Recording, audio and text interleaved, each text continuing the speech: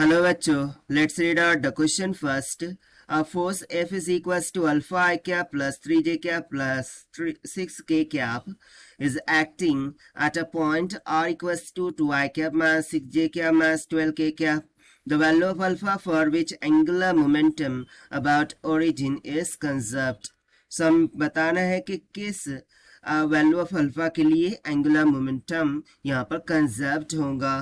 तो चलिए स्टार्ट करते हैं हम सॉल्यूशन से.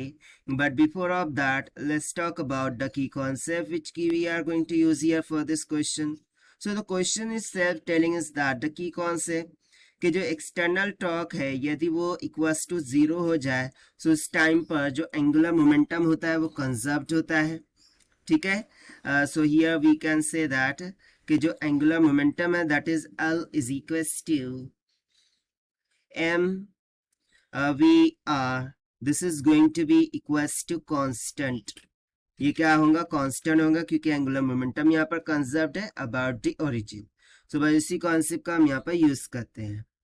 तो सबसे पहले तो मुझे गिवन क्या है उसे राइट डाउन कर लेते हैं कि मुझे एक फोर्स वेक्टर गिवन है दैट इज अल्फा का आई कैप प्लस 3 का जे कैप प्लस 6 का के कैप. और पोजीशन वेक्टर मुझे गिवन है r is equals to i cap minus of 6 j cap minus 12 k cap. मुझे फाइंड करना है क्या? एंगुलर मोमेंटम जब कंजर्व होगा. सो जब एंगुलर मोमेंटम कंजर्व रहता है सो टॉर्क इक्वल्स टू क्या हो जाता है? 0. सो देखिए मैं सिंपली यदि टॉर्क की इक्वेशन लिखूं सो टॉर्क का फॉर्मूला क्या होता है? Force multiply by position vector. Right. क्या होता है? Force vector multiply by position vector. से इसको हमें इक्वेट करना होगा किससे? 0 से, क्योंकि मोमेंटम कंजर्व्ड है यानी कि एक्सटर्नल टॉर्क यहाँ पर 0 होगा.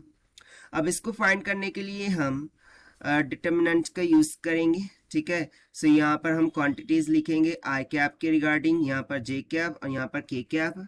सो ये हो जाएगा 2 माइनस ऑफ 6 माइनस ऑफ 12. ठीक है. आर की क्वांटिटी. उसके बाद एफ के लिए लिखेंगे अल्फा 3 एंड 6 और इसको हम इक्वेट कर देंगे 0 से. सो सिंपली देखिए यहाँ से मैं क्या लिख सकता हूँ कि 6 द माइनस ऑफ 36. ठीक है. दिस इंप्लाइज माइनस ऑफ 36 हो जाएगा. देन 12 3 36 होगा. लेकिन देखो माइनस 12 है और यहाँ पर ऑलरेडी माइनस होता है. So minus minus will get plus of 36 times of I का cap.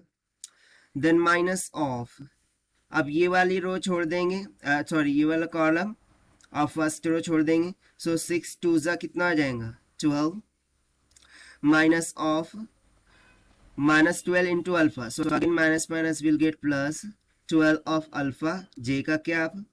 then plus k cap आएगा और 3 2 6 हो जाएगा. Minus minus will get plus 6 times of alpha. इसको हमें इक्वेट करना होगा किससे? 0 से. तो देखिए ये टर्म तो 0 हो गई आई कैप वाली. सो बचा क्या? Minus of 12 and minus of plus of 12 alpha. So मैं यहाँ से क्या करता हूँ? 12 को कॉमन काट लेते हैं. सो ये माइनस ऑफ 12, यहाँ से मैं माइनस ऑफ 12 को यदि कॉमन काटूं. ठीक है. सो ये माइनस साइन तो ऑलरेडी थी, 12 को कॉमन काट लिया. ब्रैकेट में बच जाएगा 1 प्लस अल्फा का जे कैप. ठीक है. और यहाँ पर मैं 6 को कॉमन काट लेता हूँ, हो जाएगा 1 प्लस अल्फा का k cap. This is equals to 0. ना यहाँ से देखिए मुझे क्या चाहिए? अल्फा की वैल्यू.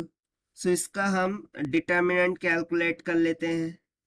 ठीक है. इसका हम क्या करते हैं? डिटर्मिनेंट ले लेते हैं. So minus 12 1 plus alpha plus 6 1 plus alpha क्या हो जाएगा? Minus of. सो ये सिंपली हो जाएगा 6 times of 1 plus alpha. This will be equals to 0. 6 उधर जाकर मल्टीप्लाई कर देगा, क्या हो जाएगा? 0 हो जाएगा. और डिवाइड कर देगा तो भी 0 हो जाएगा. So simply 1 plus alpha is equals to क्या आ गया? 0. This implies alpha is equals to minus of 1.